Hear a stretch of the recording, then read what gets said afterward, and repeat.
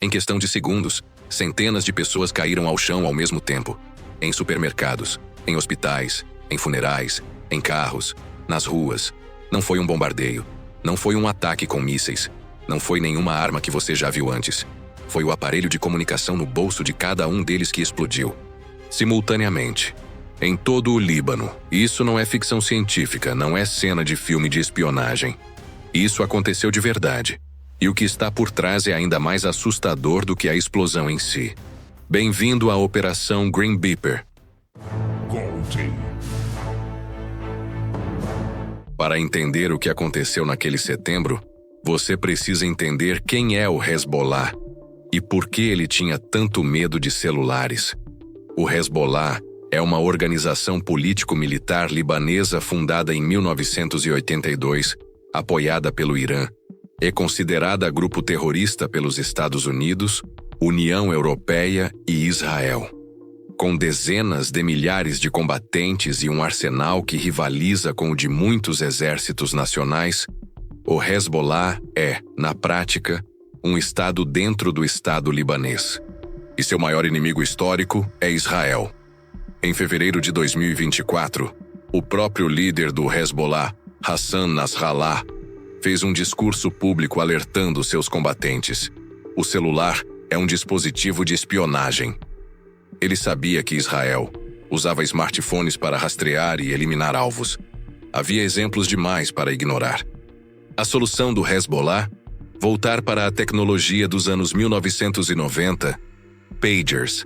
Aqueles pequenos aparelhos que recebem mensagens de texto simples, sem câmera, sem GPS, sem internet. Tecnologia ultrapassada, difícil de rastrear, perfeita para a comunicação segura em campo. Foi a decisão mais cara que o Hezbollah já tomou. O que o Hezbollah não sabia é que o Mossad, o Serviço de Inteligência Exterior de Israel, já havia mapeado seus hábitos de comunicação há anos. Quando a inteligência israelense detectou que o Hezbollah estava comprando pagers de uma empresa taiwanesa chamada Gold Apollo, o Mossad não entrou em pânico, fez melhor.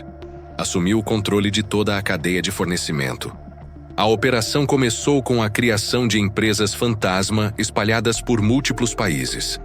A mais conhecida foi a BAC Consulting, registrada em Budapeste, na Hungria, em 2022. No papel, era uma empresa de tecnologia que licenciou a marca da Gold Apollo para produzir e vender pagers.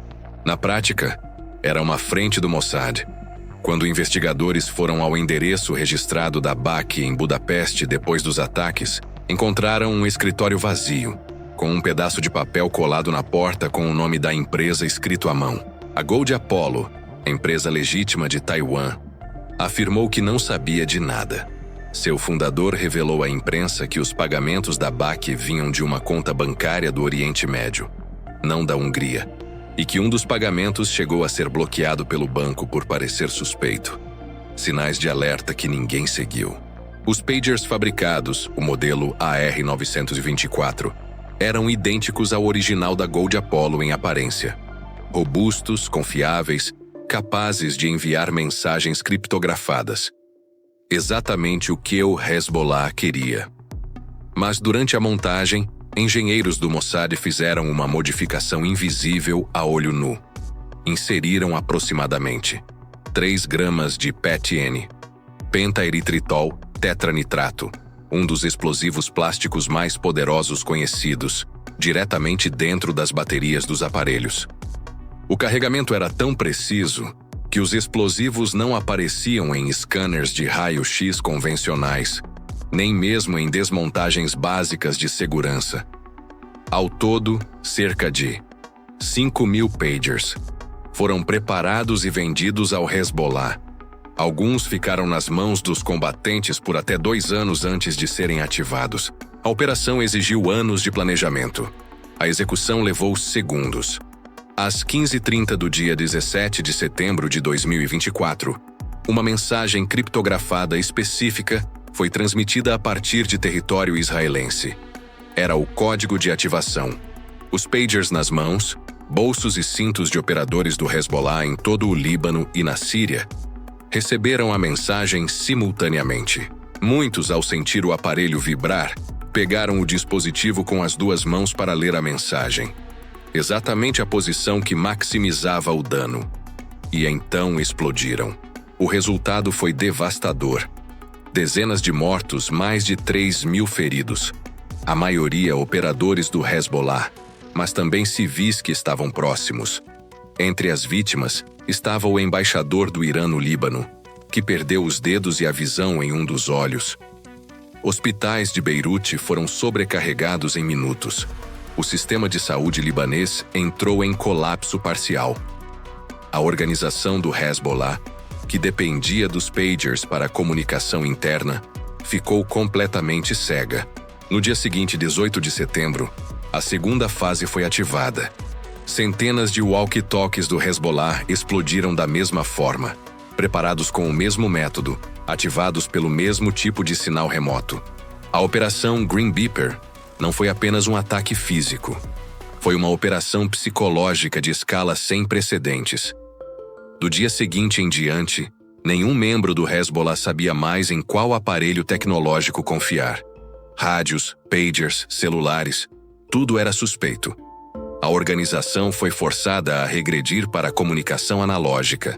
Sinais de mão, mensageiros físicos, papel. O Irã, que supostamente havia intermediado parte do fornecimento dos pagers ao Hezbollah, ficou em posição humilhante.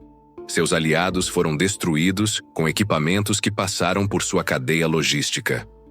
A desconfiança entre Teherã e Beirute aumentou abruptamente. Internamente, o Hezbollah abriu uma investigação para descobrir como a infiltração havia ocorrido.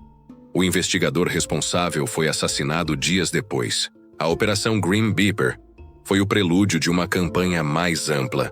Em 27 de setembro de 2024, Israel assassinou o próprio Nasrallah, o homem que havia alertado sobre os perigos dos celulares, mas não previu o perigo dos pagers.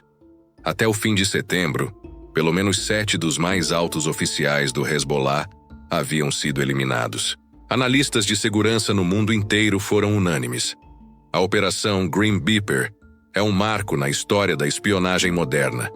Não porque foi brutal, mas porque demonstrou algo que ninguém havia feito em escala industrial antes: transformar a cadeia de fornecimento global de tecnologia em arma. Qualquer dispositivo eletrônico, em qualquer lugar do mundo, pode, em teoria, ser comprometido antes mesmo de chegar às mãos de quem vai usá-lo. Isso não é mais ficção científica. É um precedente real, documentado, ocorrido em 2024. Governos, empresas e organizações militares do mundo inteiro passaram a revisar seus processos de aquisição de tecnologia depois de setembro de 2024. O conceito de confiança na cadeia de fornecimento ganhou um significado completamente novo. Mas talvez o detalhe mais perturbador de toda a operação seja este: o Mossad não precisou ir invadir um bunker. Não precisou de satélites de última geração. Não precisou de um agente infiltrado no alto escalão inimigo. Precisou de uma empresa fantasma, um contrato de licenciamento e 3 gramas de explosivo por aparelho. A Operação Green Beeper levantou questões que vão muito além do conflito entre Israel e Hezbollah. Em um mundo onde toda a comunicação passa por dispositivos eletrônicos fabricados em dezenas de países diferentes, quem garante que o aparelho no seu bolso é exatamente o que parece ser? Não estou dizendo que você precisa ter medo do seu celular. Estou dizendo que a partir de setembro de 2024, a resposta para essa pergunta ficou um pouco mais complicada para todo mundo. Se você gosta do canal, deixe seu like e nos ajude a crescer. Isso ajuda demais, cara. Inscreva-se para ficar por dentro de todas essas histórias. E diz aí, o que você achou dessa operação? Até o próximo vídeo.